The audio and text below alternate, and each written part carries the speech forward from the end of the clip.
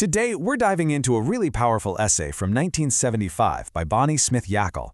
And it all kicks off with something as simple as a phone call, but it ends up asking this huge question about what work even means. Okay, so let's get right into it. The story begins right after the author's mother, a woman named Martha Smith, has passed away, and she's on the phone with the Social Security office. She's just trying to figure out this death benefit thing, right? It's a tough call to make, but it's pretty standard. On the surface, it all seems totally straightforward. So the agent puts her on hold. And in that silence, as she's just waiting, her mind starts replaying her mother's entire life. And it's a life just packed with incredible effort, which makes the words she's about to hear, well, it makes them even more shocking. To really understand the punch of what happens on this phone call, we have to look at the life that came before it.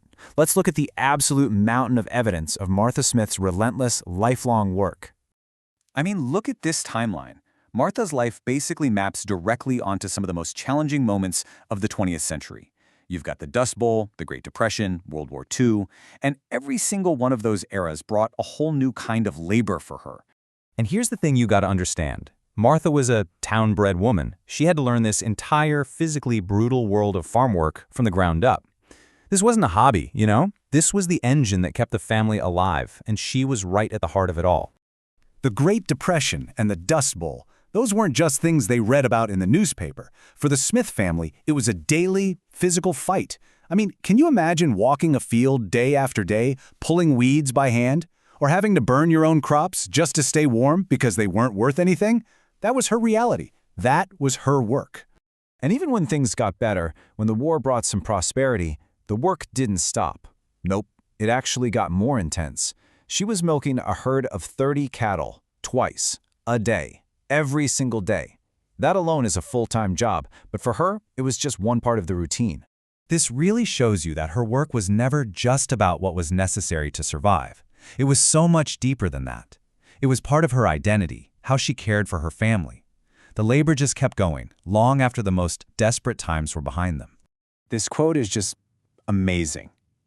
In 1969, a car crash paralyzed her from the waist down, and the physical strength she'd built up over a lifetime of constant work, it just blew away the staff at her rehab institute. They'd never seen anything like it. And this just captures her spirit so perfectly. Even being in a wheelchair couldn't stop her. Her drive to make things, to contribute, to work, it was just unstoppable. She just found new ways to get it all done. Okay. So we've just seen this snapshot of a life that was absolutely defined by constant, difficult labor. Now let's look at the official rule that's at the very center of this whole story. So here it is, the key piece of the puzzle. See, in the government's eyes back then, work had a super narrow definition. It meant you earned a wage, you got a paycheck. All that other labor we just saw, the farming, the gardening, the raising 8 kids, none of it counted because no one ever paid her for it. For all official purposes, it was invisible. So with that definition in mind, let's go back to that phone call. This is where the reality of Martha Smith's actual life crashes head-on with the reality of the bureaucracy.